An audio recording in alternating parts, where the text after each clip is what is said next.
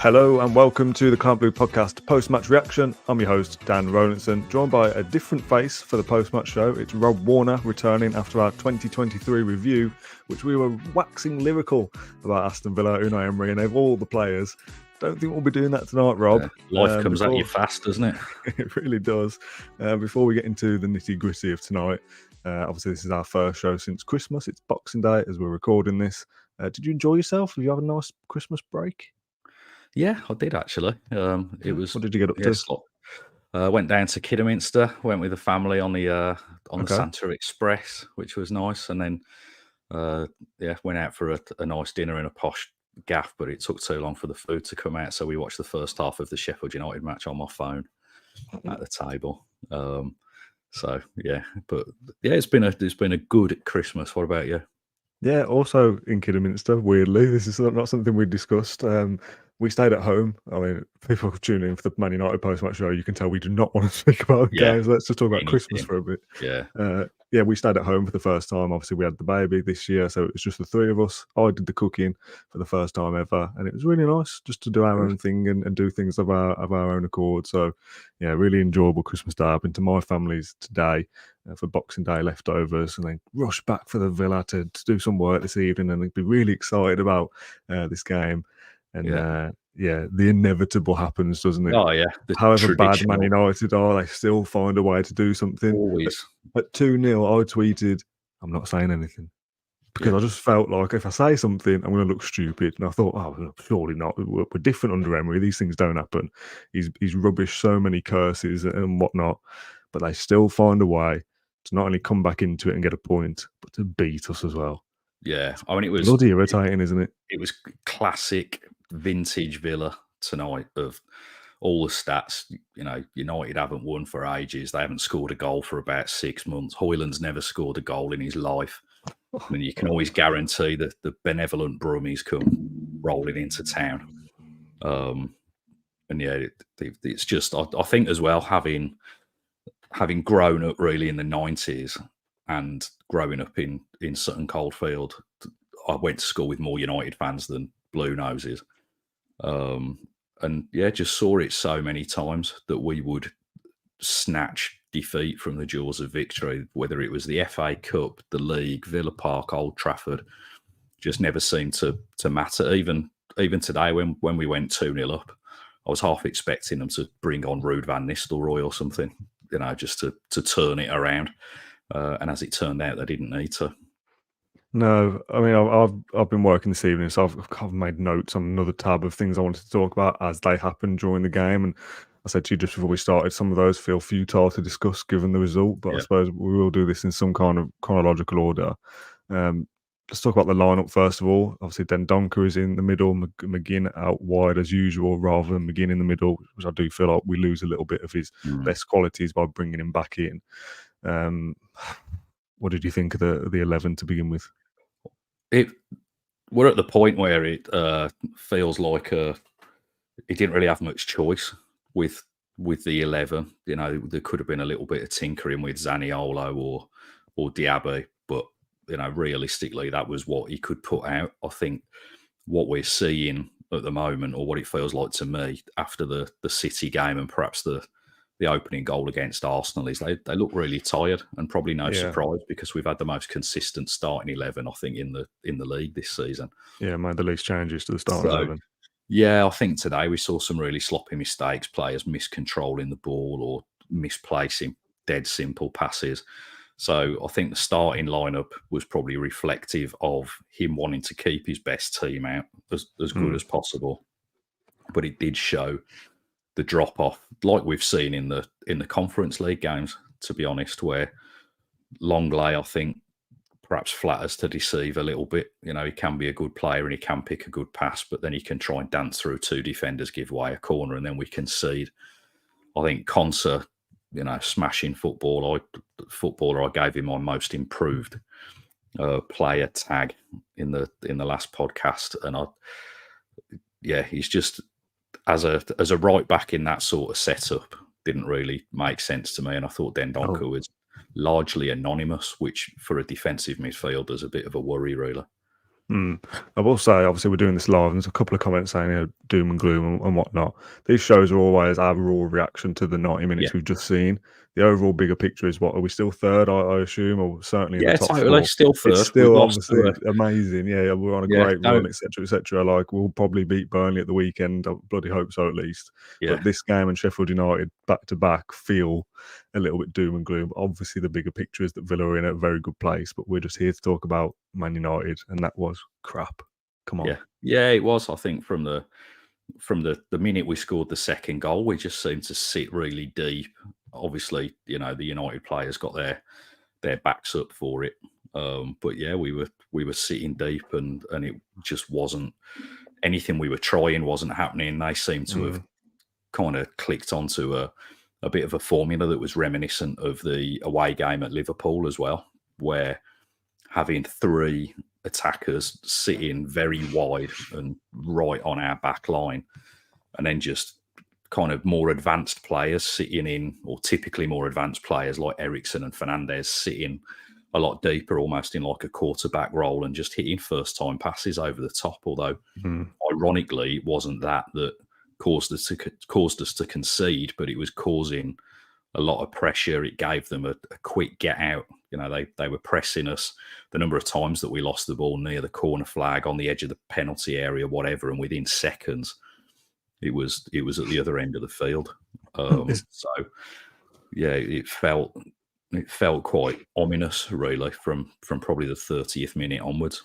Yeah, it's interesting, the perception of when the opposition gets chances, when Villa play the high line. We've talked about this before, that when Villa are in the game and they win the game, but the opposition has chances, or they maybe score, but it's offside, the kind of narrative is, oh, they had chances, they scared us a little bit, but it's like, well, it was offside, so it doesn't matter.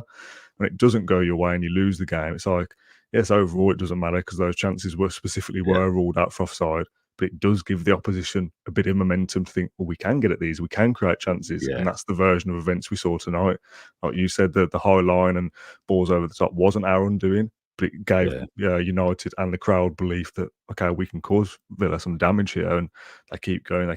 What they're doing, Villa really struggled to deal with what United were playing at. We'll talk about the substitutions and stuff in a bit as well. I really thought the game management from Emery wasn't good enough today. And again, I'm only talking about today. He's been very good for us. I feel like I've got to caveat that every time, just because of how people react to little things that we say. I'm only talking about tonight, and that wasn't the Unai Emery that I expect. That wasn't the Aston Villa players that I expect. It just didn't look good. It looked like they had a big Christmas dinner and we're struggling to run it off, basically.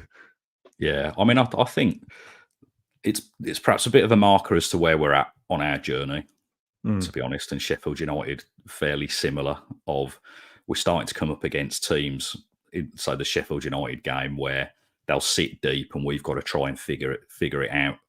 And then today, just saw that having to make a few tactical changes and personnel changes, that we haven't got the squad to cope with that. We need the right players in the right positions to be bang at it.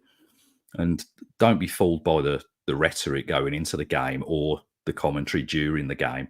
Manchester United have got some very good players, and they were playing at home in front of 70,000 people, and that win puts them up to sixth.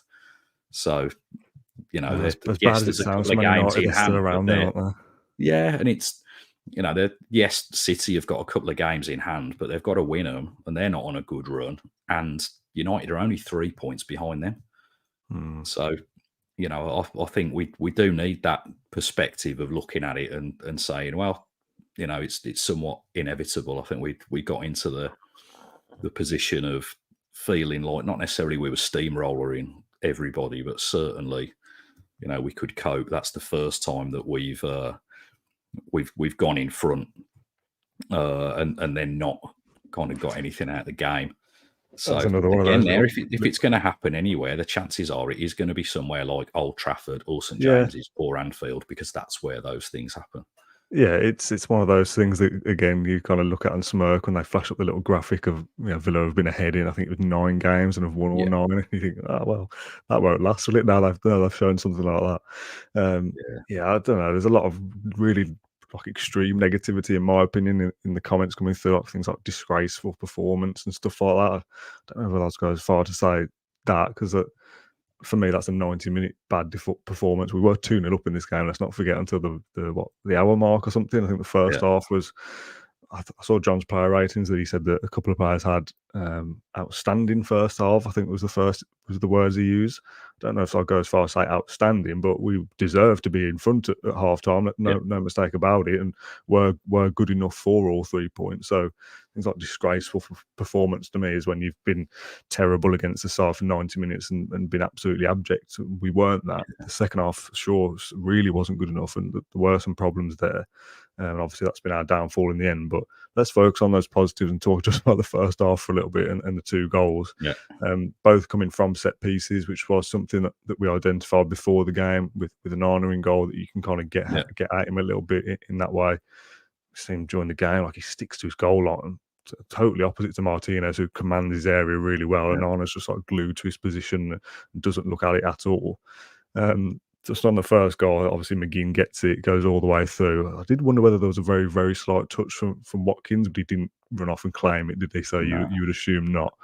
But less about the actual goal. What do you reckon Leon Bailey was saying to Onana? What do you reckon he's getting in his ear with?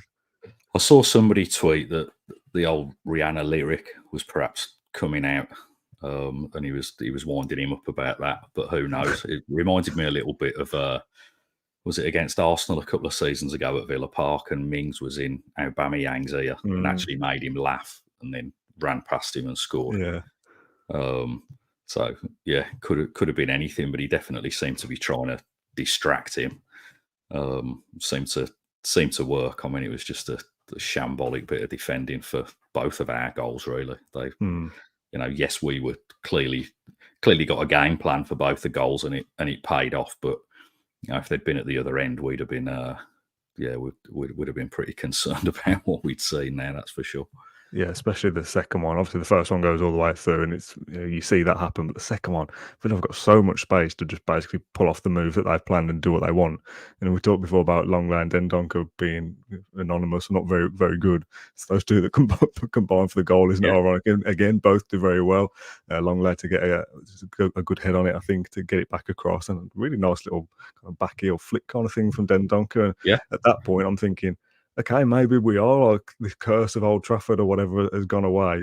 I think they said a stat during the game that Villa have won, I don't know, 5 times in 50 or something like that, and a couple of those were in the last 4 or 5 fixtures. We won there, didn't we, under Dean Smith with Courtney Hawes in the last minute. Emery beat them in his first game, and then obviously we were 2-0 up at that point, so you thought that today was going to be another one. But Villa were more than worthy of their 2 goals in that game. Absolutely. Like, I always get distracted when we do these live by reading the comments of people like saying, "No, you're saying this wrong, you're saying that wrong." Like, cheer up, lads. This kind of thing. It's like, trust me, I'm fully still on board with the Emery project. We're very good, etc. I'm only talking about tonight, and that second half was nowhere near the standard that we've come to expect from Villa, and that's my problem with it. We were sloppy. We didn't play out the game plan in the way that we normally do. Where were the substitutions, Rob? Why weren't we making changes when it clearly wasn't working? It's these things that I've got gripes with. Yes, we're still third, etc. We can still get in the Champions League. Just park all that to one side for now, everybody. We're just talking about tonight, and particularly the second half. Yeah. What went wrong for you? What happened? Well, I think first of all, you make a good point in that we've got to look at it game by game, because that's exactly what Emery's going to do. Yeah, they'll he'll be fuming about that second half. He won't be thinking, well, we're still third, everyone. Don't worry about it. He'll be mad about that second half. Exactly. I think, is that our 6th game in December so far? Possibly. I think so. As well. Yeah, and I think the one at the weekend will be our 7th game in December. So bearing in mind we've had a couple of European matches in there, I think the Legia one was in the Legia one was the 30th of November. So you've got Bournemouth, City, Liverpool, Zrinski, Brentford is 5, Sheffield United 6, Man United 7. So Burnley will be 8. Okay. So if that's the 7th game in 26 days, and it's been largely the same players, and a lot of people are saying in the comments, and they're dead right. We haven't looked the same since the City performance, which there would have been a lot went into that, and not many of them have really had the chance to recover. There's a lot of comments, and I think rightly so, about Ramsey. Didn't look great today again, but and we didn't really have a pre-season. He came back, looked fairly sharp for 20 minutes, got injured again, and so he's still going to have to get back to finding his level. I still give him the benefit of the doubt that he's only just come back from the injury. But Yeah, again, exactly. when you're in these positions, when you're tuning up against Man United, Old Trafford, and you're talking about important points for Champions League or title races or whatever, which, let's face it, we can probably put that title chat to bed now.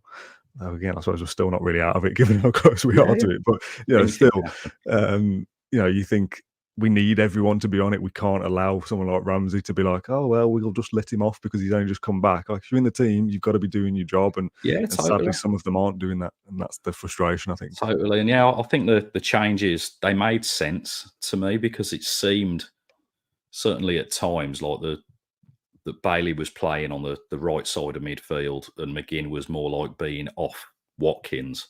And Mm. those two seemed really isolated.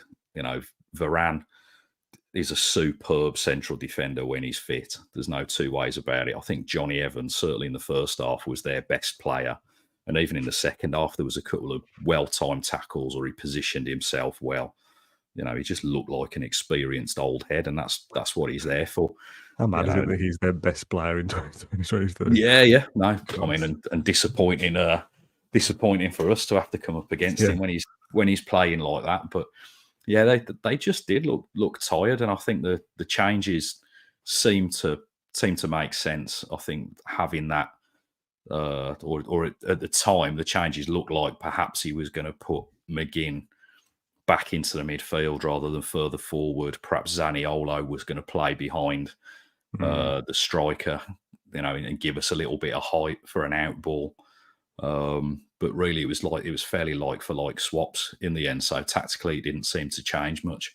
Nice to see Tim come on. I'm not going to try and say his surname because, Irabuna. yeah, that's the one. So yeah, it was nice to see him come on. Thought he did all right. All Yeah, things considered. But yeah, I think there was just quite a few players that looked tired and or under par. And I think if you were to go through the team, Konsa looked fairly jaded, and I think you can tell that he's out of position. There's sometimes he gets caught on the outside. It's certainly tonight that seems to be the case. He got caught on the outside a little bit. We've already touched on Ramsey. I said after the Brentford game that it felt like a Pyrrhic victory because of Kamara getting sent off, and it's certainly looking that yeah. way at the moment. I did want to bring that up as again, I don't want to come across, oh, you're always moaning and all this rubbish. I was not happy with the Kamara thing the night of the Brentford game. I was not happy Yeah, with the conduct at the end of that game. I think we were better than that. I think we shouldn't be getting dragged into silliness like that. And I had so many people come back to me and say, no, it's good. He's showing a bit of passion, showing a bit of fight. He's sticking up for his teammates, getting involved, that kind of thing. And that's all well and good. I agree with that to a certain extent. I'd rather he was on the pitch though yeah, for these 3 games. yeah, For exactly. me, Just that's a walk off. mad thing to get involved with at the point we were in that game. Without him for Sheffield United today and Burnley, Sheffield United, you can kind of say whatever about that game. We come back to get the point in the end. But today, if we're tuning up at Old Trafford and Kamara's playing, I know that sounds mad because Dendoncker scored and he's his replacement. But I don't think we lose tonight if Kamara's playing. And No, we've still got to get through the Burnley game without him yet, which is no gimme, although I do expect to beat them because it's at Villa Park and obviously they are where they are. But it's such a stupid thing to get involved with. It kind of you pass it off as it's passion, it's this, it's that. It's like no, you need your best players playing on the pitch yeah, week yeah, in week of out. course He's you do. one of our best players in midfield, and we massively need him. And that's such a stupid thing to get involved with. And I'm not saying we've only picked up 1 point against Sheffield United and Man United because of that. It certainly doesn't help. Yeah, yeah, definitely. I think, or I hope that the Monchi and his crew and Unai have been looking really carefully over the last few months. Knowing what their likely options were in the case of injuries, suspensions, tiredness, form, and that as we get into January, that there's the chance to bring a couple of people in. I think it's Mm. clearly showing that we're missing influential players like Buendia. Tielemans today again was a big miss. Players that are Torres as calm. well. Yeah, exactly. He's Torres as massive. well. They can pick a pass. They can hold on to the ball under pressure. it just relieves a lot of the angst for the other players around them. And we felt quite rushed and panicked at times when we were being pressed. And I felt like part of that was players that were fairly unfamiliar with either being in the team or the roles that they'd got in the team tonight. I mean, we've had that 2 games against Man City and Arsenal, which we were all on such a high, and rightly so. And you get the 1-1 with Wincy Moscow, which is a bit of a throwaway game. It doesn't really matter. We did what we had to do to top that group. We beat Brentford, which was a great result from coming back from behind, but you have that madness at the end that we just mentioned. And then the 1-1 with Sheffield United, and then today, and you look at Burnley as well. And I keep saying I think we'll beat them. And again, it's one of those things that I know football doesn't work like it, but we are much better than them. It's at Villa Park. We should be beating them. Yeah. You've got to kind of, it sounds mad, and I'm going to stick for it. You've got to stop this like mini blip, because I think it is a blip. What this is, this isn't a trend of Villa starting to be terrible. I think it will end pretty quickly. We don't see under Emery in the last 12 months Villa lose or not win for 4 or 5 games at a stretch. So I fully don't expect that to happen. But you have got to stop that before it gets that far. And Burnley at home is a great opportunity to do that. Sheffield United and Man United have not been the level we need to be to get in the top 4. So something has to change. And as much as, yes, we should be very happy about being third, Unai Emery won't be happy with this last week or so. And I'll back him to bring the changes, to make change. Yeah. Yeah. No, I think we're, we've clearly got to try and put the work in against Burnley and figure out a way to beat them, because they'll be up for it. They'll fancy it. Describe it as a blip. I mean, it's like 1 defeat in 11 matches, and whatever. It's kind of a. These are the standards, though, aren't they? Yeah. I mean, and that's exactly what Emery will be saying. I think as much as there'll be a pinch of realism thrown in there as well, I think when he's talking to the team, he will be looking at those individual errors that have cost us the game. Because I heard one commentator after the Arsenal game saying that he thought he'd got a bit of a conspiracy theory that Villa's plan was they were tired, so they'd go at it for 20 minutes, try and score, and then protect a lead. And it almost felt a bit like that again tonight. Of right, we're 2-0 up now. We've got to try and conserve a bit of energy and pass it round at the back and slow the tempo down. And they were not in any mood to let us do that. And I don't think the system we play really works in favour of trying to do that. We need a certain level of intensity to make it work. And so I think it is really imperative that we win at the weekend. But again, I think looking at it, it shows how far we've come. And as much as we all really want to dream of, like, I mean, even Champions League would be incredible. To qualify for that would be amazing. But I just think we for where we're at, if you look at the squad on paper, if we talked about the team that beat Man City and Arsenal, so much of it was Dean Smiths and Steven Gerrards and whatever else. And on the one hand, that's a big positive in terms of the manager that we've got. But the flip side is, a lot of this team is Dean Smith legacy and Gerrard legacy, and we've seen what they are and aren't capable of. And I think we really lacked a bit of calmness right through the centre of the pitch today. Watkins, kind of didn't really get involved. There was balls bouncing off him up front. It was one of those games where people who don't like Ollie Watkins can find it very easy to criticise him because he was almost like a Darren Bent type performance from him tonight, which he didn't get a lot of service, didn't get a lot of support. It felt like a lot of our players were too far from each other when we were in possession. It felt like there was definitely the passes were too difficult that everyone was having to try and make. They had to be inch perfect slide rule passes. I think we've got to have a look at, if they are exhausted, what's the system that we want to try and play that's going to help us not fall to bits, and not that we do a Martin O'Neill where we never used to win a game in March, did we? Because the players were all just completely out of gas. Yeah, I think there will be some additions in January. I don't know, me and Dan Bardell did a video a few weeks ago of him saying, "Oh, we don't need anyone. We've got a great squad." And they are a great squad, but behind that great squad, there isn't really much dependable quality. I guess if you got to put Clement Longley in for 4 or 5 games, I'd be a little bit concerned with that. I think he can come in and do a job here and there in the Conference and League. It's the same in a number of positions, and I think certainly 100%.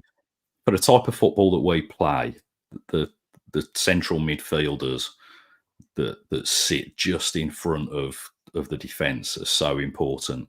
And tonight we saw it with United, where they'd got kind of Mainu was sitting there and doing that job throughout, and then Eriksen and Fernandes were kind of rotating through it. And then you look at what they've got either on the bench or in the stands, and there's Casemiro's there and Amrabat's there and McTominay's there.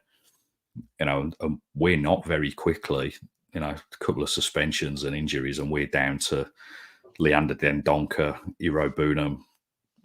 Who else would who's next in line? If Dendoncker does his hamstring today, then who's playing at the weekend? We just haven't got that richness in what's a really, really vital part of our team.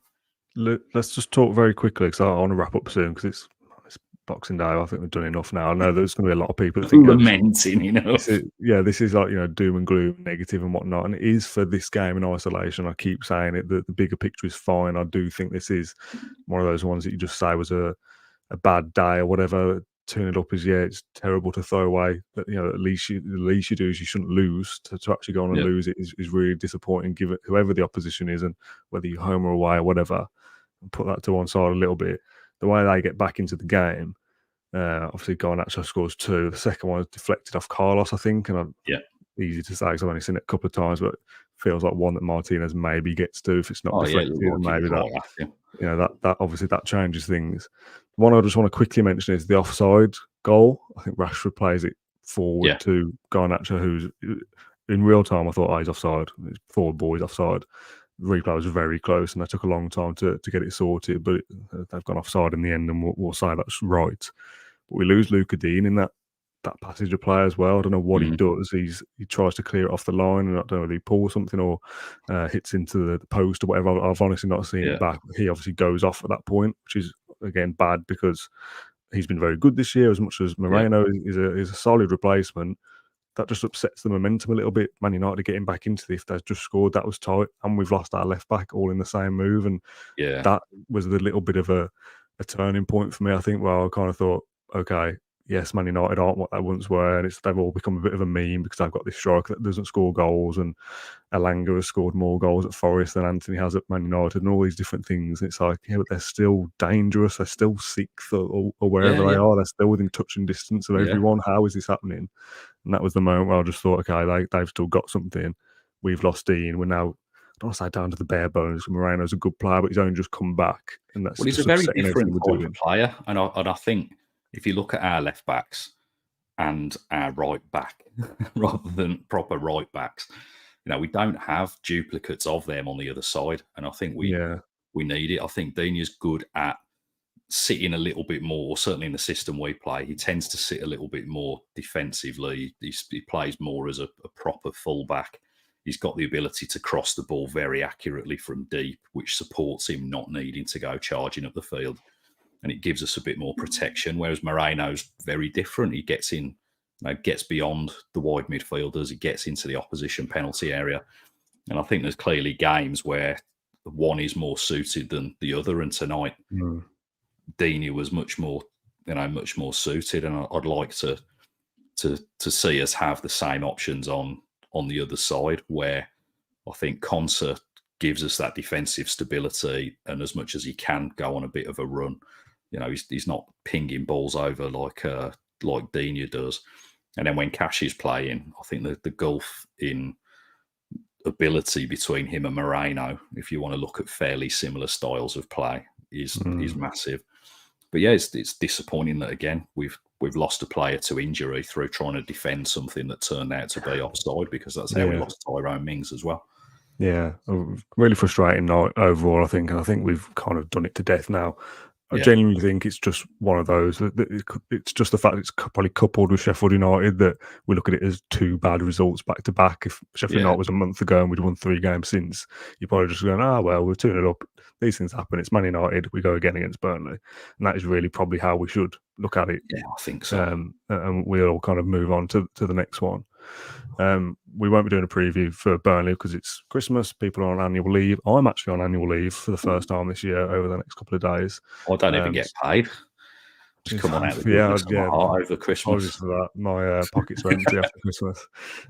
So our next show will be the post-match reaction for Burnley on Saturday evening. Probably with me and Kendrick for that one because it's a home game, so we'll both be there. And like I said a couple of times, I fully expect us to bounce back from the blip that we're on. Mad, isn't it? We've lost one game and however many, like you said. But based off the comment section, at least online, we're in despair because of what's happened this evening. And yes, it does feel bad. I really, really dislike Man United. I don't know. I was going to ask you, because I think we've talked about this before, me and Matt, like where they rank for you as an opponent that you don't like. Maybe slightly different for you growing up in the 90s. Oh, right up there. Yeah, I really dislike them. Yeah, right up there. Partly because we can never seem to beat them, no matter what we do. Partly because of, at least I haven't got to go to school in the morning. Everyone would be crowing. Back in the 90s, that was always the way. So it is. It's just massively frustrating. But I think the one thing we've seen, if we want to try and round it out on a positive note, I think the one thing we've seen with Unai Emery in charge is something like this can actually present an opportunity. He will analyse this to the far end of a fart, looking for exactly, what's gone wrong, why, how. They'll have all the information in the sports science in terms of, right, who's really looking tired, who's losing position, whatever else. And I think from this, it will enable us to become stronger. And I think the journey that we're on is all about really being a sustainably, consistently good football team. And if we keep beating teams or scraping wins, whatever, we won't learn anything from it. And we've got to know how to be able to respond if we're 2-0 up early doors and then the home team starts battering us. We've got to be able to look at that and know what we need to do when it happens again, because it will happen again. Yeah, there was a comment from Rob here who says, not you, Rob, a different one. One thing is for sure, I'm happy to have this conversation this season with this manager and setup compared to the last few seasons. Yeah, if we were coming off the back of this run of form against Sheffield United and Man United under Steven Gerrard or Dean Smith or Steve Bruce or whoever, it'd be like, okay, probably maybe this is the start of something. This is the start of a downward curve in Villa's form. And what does 2024 hold? Oh, look at that game. That looks tricky. For Villa under Emery now, I am just looking at Burnley going, okay, well, we can put things right there. This game comes up in 4 days' time. If we beat them comfortably, everyone forgets Man United. And we might go on another little run of positive performances off the back of it. So, just calm down a little bit to the YouTube comments is my message. And at least we haven't lost that tonight and looked across to the dugout and seen Wayne Rooney standing there. So it could be a lot worse. Oh God, that's a whole nother podcast, isn't it? What's going on over the road? Right. Rob, I can hear a child crying, and I assume most people will be able to hear that for the microphone as well. So I've never done this before. I will let you, the guest, do the outro. Just thank people for watching, leave reviews, comments, etc. Say goodbye, and I'll wait. I'm familiar with that from my own channel, so don't worry. Thanks everyone for tuning in tonight. I know it's not been the best news, but it's just another step on the way forward. So don't forget to like and subscribe if you've enjoyed what you've heard tonight, albeit some of it's been a little bit feeling sad. Do tell your friends. We will look forward to seeing you again after the Burnley match at the weekend. So remember, keep on fighting the good fight. We'll get there.